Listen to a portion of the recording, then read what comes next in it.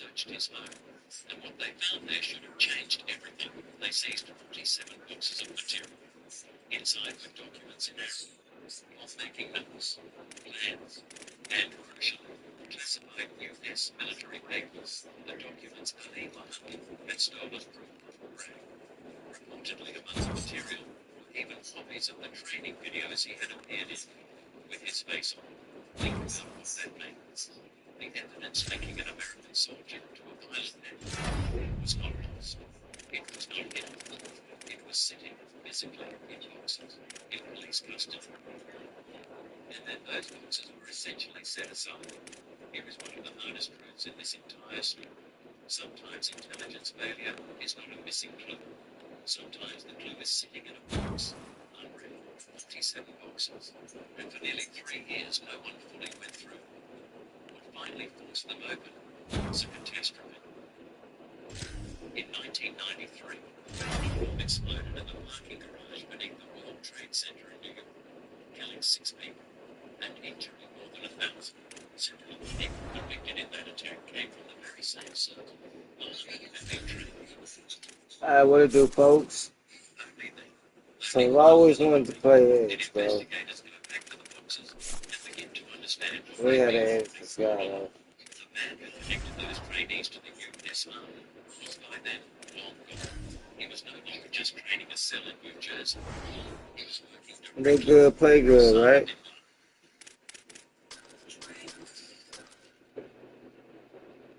I like number 11.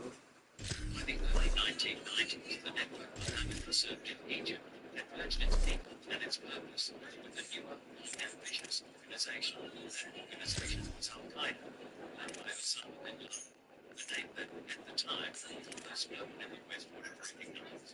Ali Mohammed became one of its most valuable assets, and his value was specific. He was a teacher. Remember what he was. He had been trained as an intelligence officer by the Egyptian military. He had been trained again by the US Army. He had spent years learning how professional security and intelligence work was done. And now he carried all of that knowledge into Bin Laden's campus. In 1991, he helped move Bin Laden and his operation from Afghanistan to a new base in Sudan. He later admitted he belonged to training Al-Qaeda fighters in Afghanistan. He taught them how to organize into small, separate cells, so that if one group was caught, it couldn't expose the rest. He trained Bin Laden through personal bodyguards, and he helped produce something lasting, drawing on knowledge and material connected to his time at he contributed to a training manual that became a foundational text for the organization, the written guide to operating in secret, including how to live undetected inside a Western country. It's important not to overstate this. He didn't control Bin Laden, and he didn't build Al-Qaeda by himself. The group had other trainers and other influences, but what he did matter. He helped take a loose collection of fighters and make them more professional, more disciplined, and harder to detect.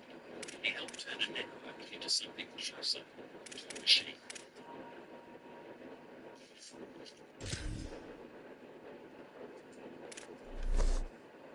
In late 1993, Bin Laden gave Ali Mohammed a new assignment. He sent him to Nairobi, the capital of Kenya, to study a list of Western targets, including the United States Embassy. Mohammed did what he had been trained to do. He observed the embassy. He took photographs. He drew diagrams. He wrote up what he found, in his own words, to a court. Years later, he took pictures, drew diagrams, and wrote a report. Then he traveled to Sudan and showed Bin Laden the photographs. What happened next is not speculation. It comes from Mohammed's own admission under oath. Bin Laden looked at a photograph of the American embassy, and he pointed to a specific spot, a place carried on with fame. In that moment, the surveillance photo became a plan. It would take years to carry out. On the morning of August 7, 1998, 2 trucks loaded with explosives were driven up to 2 American embassies in East Africa, one in Nairobi, Kenya, and one in Dar es Salaam, Tanzania. Within minutes of each other, they detonated. The numbers are hard to absorb. 224 people were killed, more than 4,000 were injured, and the overwhelming majority of the dead were not Americans. They were local Africans, ordinary people who happened to be near the embassies that morning. Passers-by, office workers, people on the street. This is where the scattered warnings stopped being paper. For years, pieces of Ali Muhammad had passed through the hands of the American government were reporting. A photograph there, a file closed, the box left unopened. None of it ever became an arrest. And on that August morning, on a street in Nairobi, the cost of never putting those pieces together was measured in the We need the cash, so just ask later. Request up to $250, whether you're in a tight spot or can simply use the extra cushion. The receipt will be found within a time frame that works with you, not against you. Gas, groceries, going out, the list goes on. All add up, and you don't need another thing to worry about. That's why there'll be no interest or credit checks. Just flexible repayment and easy to follow steps. So sign up, see about your eligibility, and request a little help. The support you've been waiting for is finally on the way. Download the app now and handle it today. Raina, get down.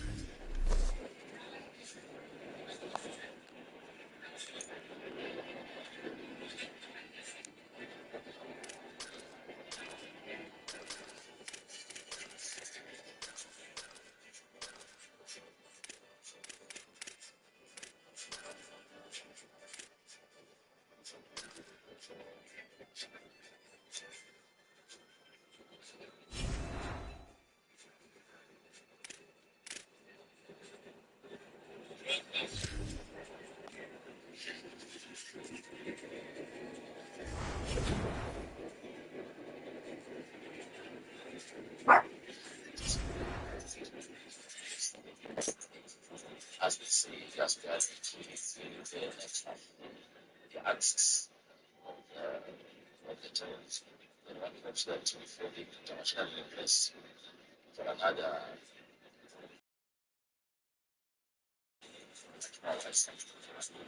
there's a detail in this story that's almost hard to believe. During these same years, Ali Muhammad was also talking to the FBI. In the early 1990s, he became an informant. In plain terms, an informant is someone who gives information to law enforcement, usually about a world the police can't easily see into. From the FBI's point of view, he was found pretty odd for one of his informants, apparently willing to talk. Awful was what he chose to say. Muhammad gave them pieces, some true, some useful, but he was managing the conversation. He later admitted in court that he did not tell them everything he knew. He was, in effect, an informant who was also protecting the very people he was supposed to be informing on. Then came a meeting that has haunted this case ever since. In 1997, that gap nearly closed. A federal prosecutor named Patrick Fitzgerald, along with FBI agents, including one named Jack Clunan, sat down with Muhammad at a restaurant in Sacramento, California. For the first time, the people whose job was to stop Al-Qaeda were at the same table as one of its most capable operatives. And according to Jack Clunan's later account, Muhammad barely tried to hide what he was. He told them he loved bin Laden. He said he didn't need a religious ruler to justify attacking America.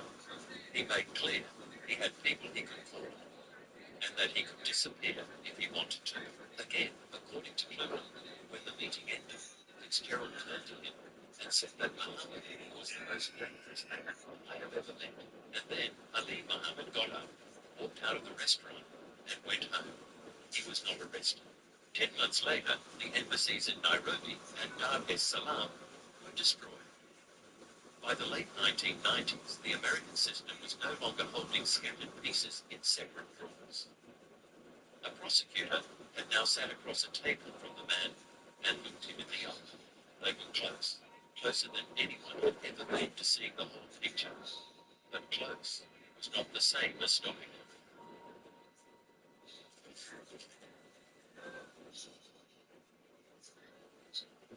After the bombings, the pieces finally came together. but only because the worst had already happened. The investigations of Muhammad Ali in September 1998, just weeks after the attacks, he was secretly arrested. The following year, he was formally charged. And on October 20, 2000, in a courtroom in New York, Ali Muhammad pleaded guilty to 5 counts of conspiracy. What he said in that courtroom is part of the reason his case is so important. He didn't just admit guilt in a general way. He laid out in detail what he had done. He admitted he moved bin Laden to Sudan. He admitted training Al-Qaeda's people. He admitted conducting the surveillance in Nairobi. He admitted showing bin Laden the photographs. The same photographs bin Laden had marked. It was one of the most detailed first-hand accounts of how Al-Qaeda actually ever entered into an American court. And then something strange happened. Or rather, nothing.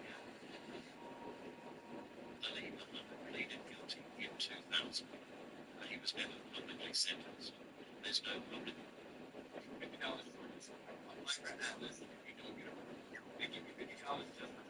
Takes like 2 minutes to get $1,000.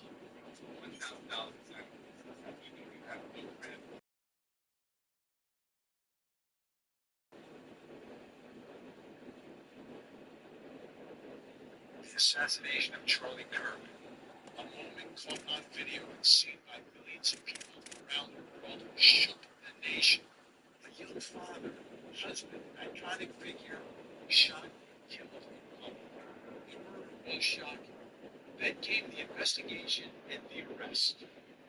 Ladies and gentlemen, Tyler Robinson was arrested and charged with the murder, and investigators talked about all the evidence they had, including surveillance video. For prosecutors, this seemed like a very straightforward case, overwhelming evidence, and finally, it's to say. Prosecutors seeking the death penalty upped the stakes even more.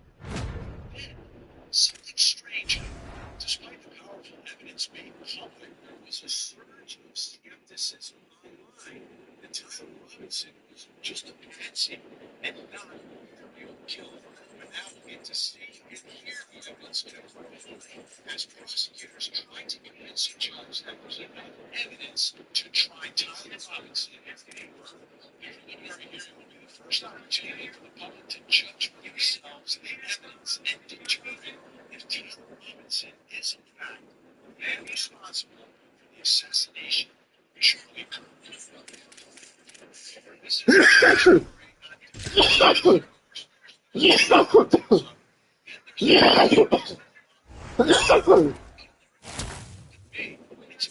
big trial. Now we get to see the evidence inside. I'm going to call it 10. Let's investigate.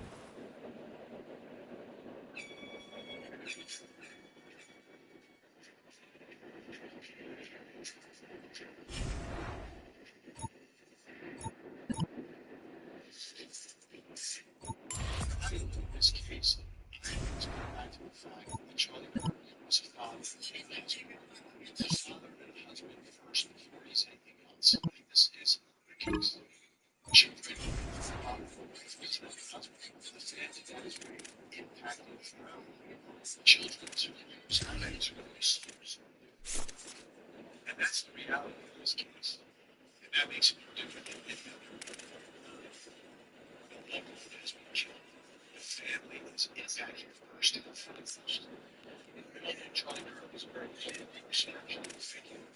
And he was speaking that day, and that's what he did. And the thing about Charlie Kirk was he was advocating for freedom of speech. And to me, that's why I find this particular murder so offensive as an American. The Constitution of right to say whatever it is you want to say, and to be killed, exercising your God-given right as an American, to me, is offensive. This trial's about who's accused of doing it, and his name is Tyler Robinson. And one fact above and beyond any other fact that makes me believe the evidence in this case is strong. And it is, in fact, Tyler Robinson, is how he surrendered himself. He was convinced by his own family to surrender himself. The father convincing his son, offense that is done is really position runner. And this wasn't a flop. It was out to get his son. This is a family, and they realize what he had to do. And to me, that's very persuasive. The persuasive is different. For me, it's like a confirmation of the strength of the evidence in this case. It doesn't matter what I think, ultimately, it's going to matter what jury thinks. Right now, it's about the evidence in front of the judge. It's the judge who has to make a determination. It's part of the numbers in this case to trial. So, take it as a it's not too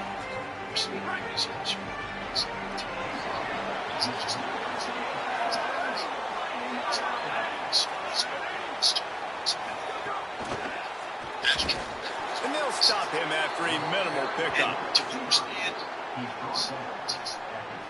Just barely picked up a yard with that last completion. It's 2nd and 9. They'll get the transfer rolling with an early carry. Crosses the 30 to the 31 and a 6-yard pickup.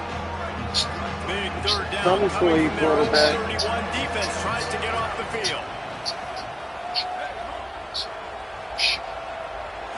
Back to throw, it's Burton. Can't make the connection on 3rd down thanks to that tough, hard-nosed pass defense.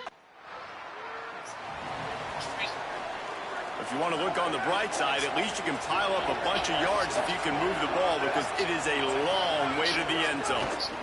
The run from the shotgun. Squeezes ahead for a couple. They'll get it out to the 9. Working well behind the sticks on 2nd down.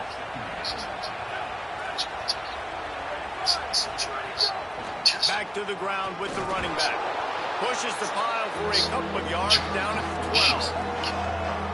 3rd and 6 yards to go.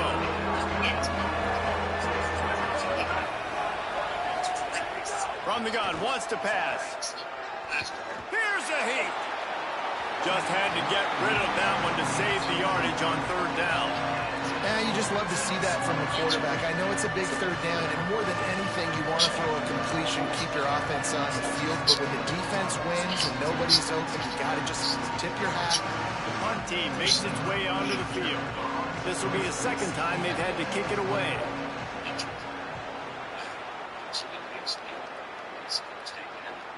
This is a spot you see many returners try to take a chance, but not this time. Fair catch just inside the 40.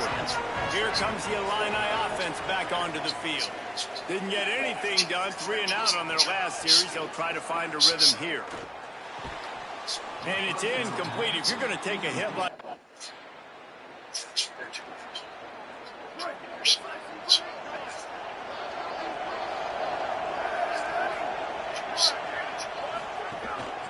He leaves it with his back. Oh, I missed. Out across the 30 to the 39 after getting 10 on that one. From the 39-yard line, it's 1st and 10. Looking for a man. It's Burton. Pocket breaking down. To the tight end. Okay, they that's stop him almost immediately. Short gain there, and still a little ground to cover to pick up the 1st. Picked up 5 on that last pass play. Now it's 2nd and 5. Grab behind the line. It's Smith. And just a short, safe pass play. They pick up a few. 3rd and short now from their own 48.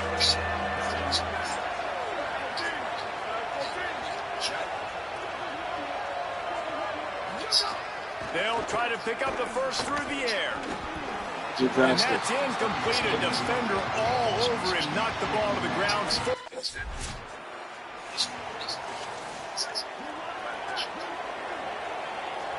Gets you, quarterback. Back in motion, try to clear the picture. They'll start this drive going to the air. Outside the pocket, lets it go. And the defense forced that incompletion with the deflection.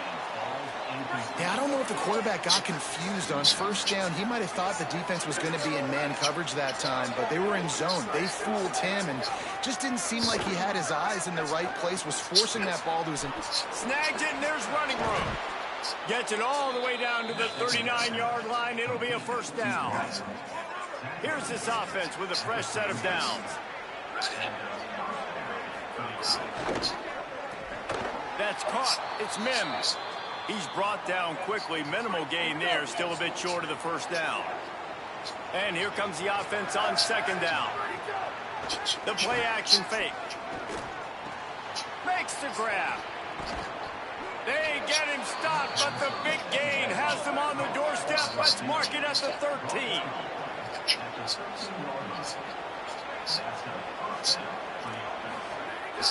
They'll go to the counter. Here's a look. Got some room headed to the goal line. And he runs it in for the score. Touchdown, UAB. Follow the blockers. The offensive line will take you to the hallelujah land. And I tell you what, most of the time, Reese, it requires... The Blazers offense looks primed and ready to get things rolling here. Last drive went for 6. We'll see if they can do it again. Back to throw. It's Burton. Taken in by Smith on the right side. And he goes out of bounds after a nice pickup on that one. And the Blazers in a good spot here with second and short. They'll run it. Oh, missed. He's there to make the stop. That back had absolutely nowhere to run the football. Actually, is he counting? I think he's counting to make sure there's only 11 guys on defense. On third and short, they'll ride the running back here. They get him on the ground. The defense knew exactly where they had to stop him, and it's fourth down. They're in their own territory, but they only need a few inches, and this is why you square your prominent jawline and go straight ahead. Throws into double coverage, and it's picked off. He'll try to take it back. The 30. He's at the 20. Touchdown, Illinois. This defense making a big play and putting it in the end zone. What a play by this defense with the pick six. And how about the defender? Exactly what you're supposed to. Breaks on the football, makes the interception. Everybody on defense, we turn to offense. Go lay some blocks so my guy can get it and take it back to the house.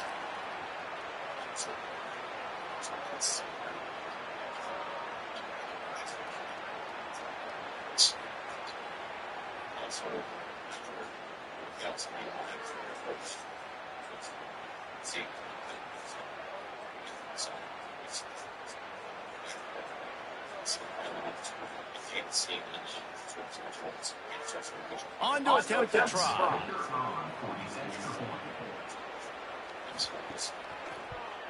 And the extra point puts them up by a field goal.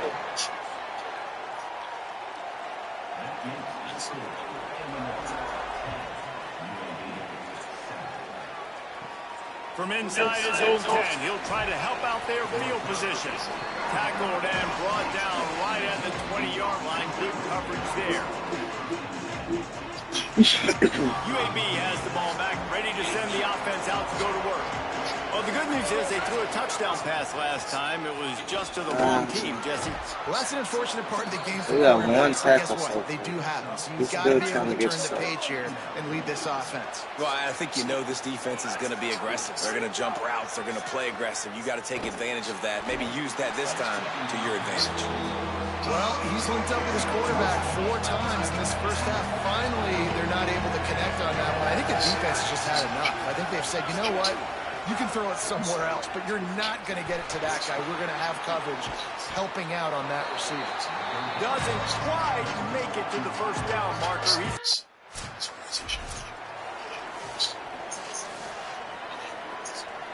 Well, this is not what the doctor ordered in terms of starting field position.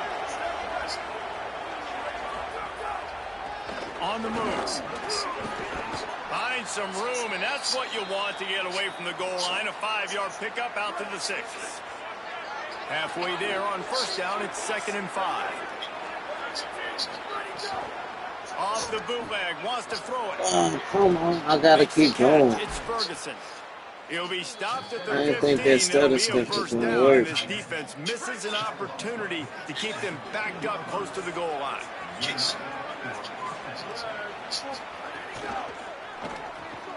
Got it in the middle. It's Mims. Now they've got a little room to work with. They're out to the 28 with a first down. The Blazers come to the line with a fresh set of downs. To throw, it's Burton. Working that left side now. Really good job to pick up a chunk of yardage and get it out to the 39-yard line. Last completion moved the sticks in. Let's see if they try it again. Gives it to the back on the draw.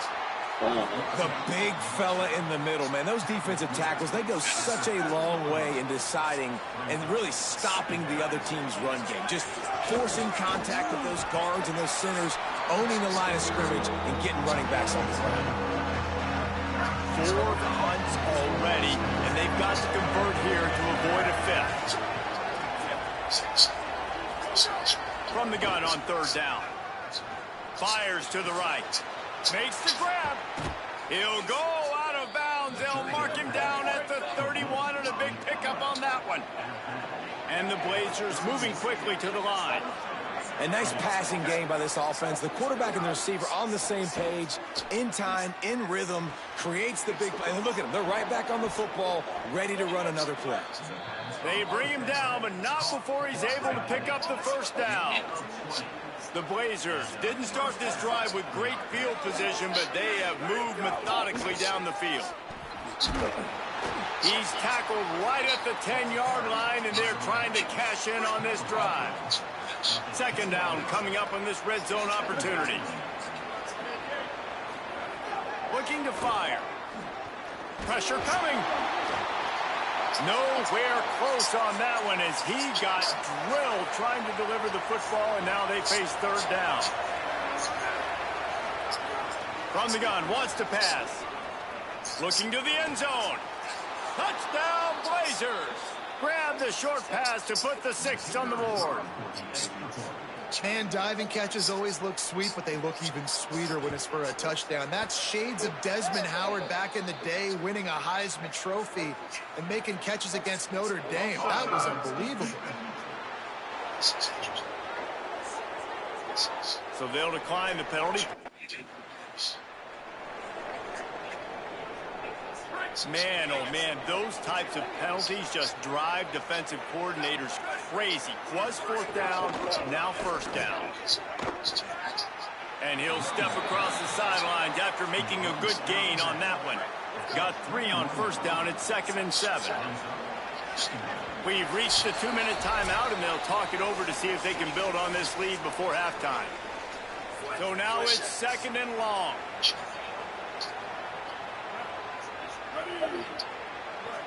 Snap it to the back. And he never had a chance. Just stopped cold as soon as he got it. It'll be 3rd and long.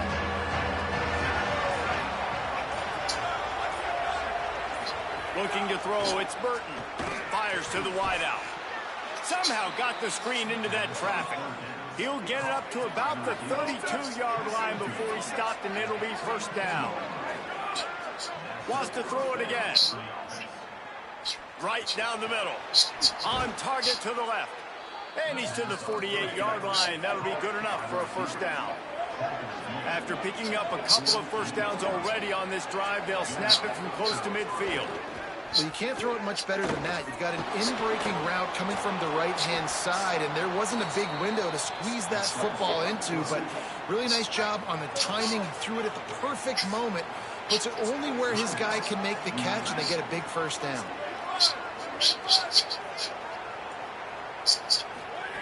Wants to throw. He's working against the clock.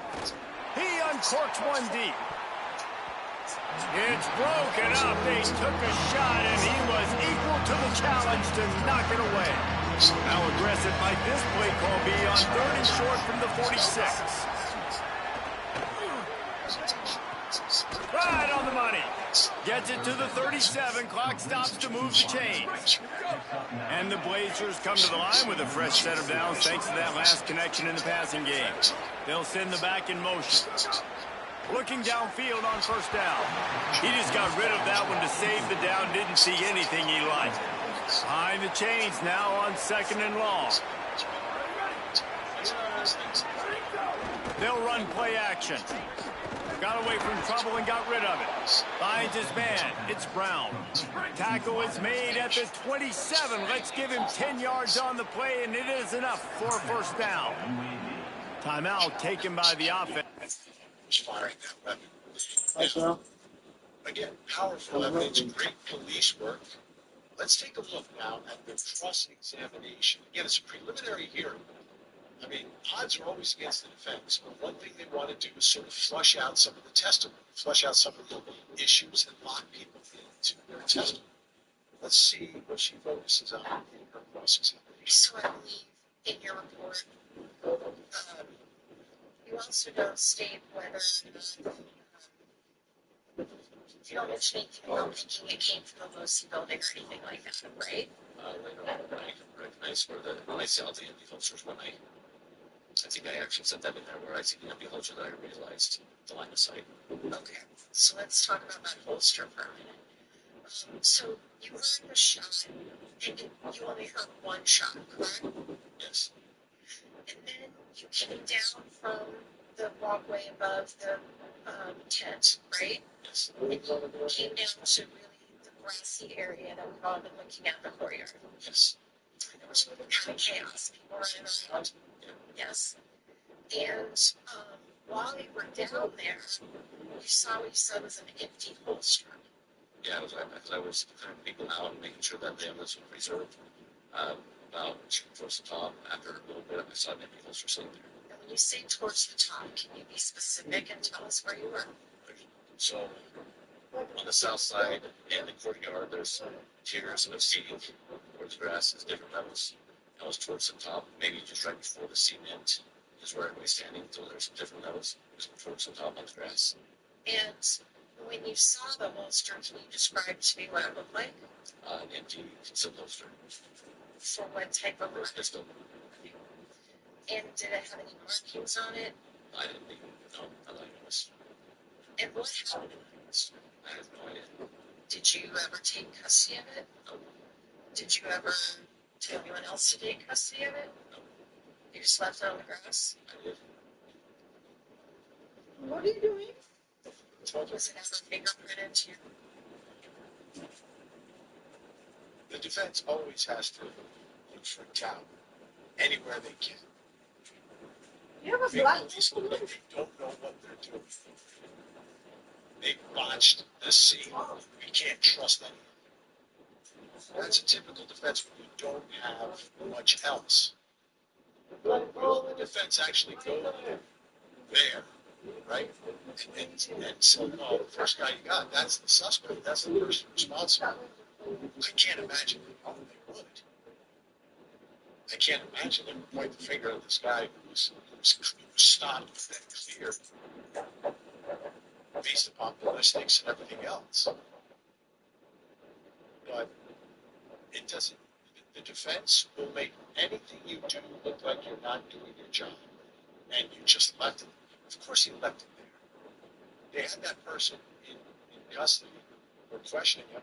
He didn't believe it was a pistol, so he's going up there because it's a chaotic situation. There may still be a shooter on the loose. So he's going to go where he thinks the shot was taken. So it's actually good police work to just leave it there and go. But she's making it look like he did something wrong. Maybe a jury will agree. I don't know. I sure have a really good positive advantage.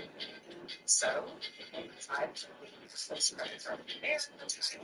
A little bit better because I used it for my first month of groceries, gas, my water and power bills, food, and essentials for my pets, and even unexpected cord repair. If this time, and it's his man's playground, applying takes about 2 minutes on your phone. If you're through, you're in, and you sign a notice up to $1,000. Get approved for $50. And the best part, I use this for signing early money, groceries, gas, paying all the bills, and I get up to 10% cash back at over 50,000 stores. Less 200% cash back on lucky swipes. This also rewards to all 3 major credit bureaus. So your online payments help build towards a stronger financial future. If you're tired of stressing over basics, apply for choice and see what you qualify for.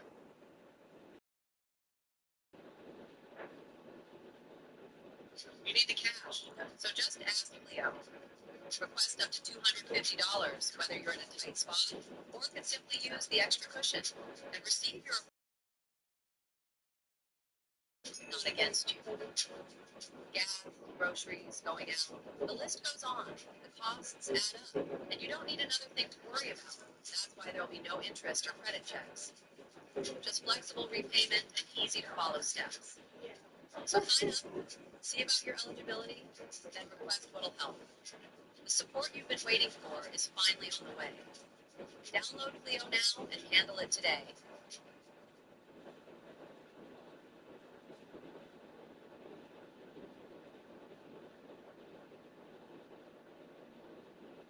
I don't know. Let's watch it. Your knowledge?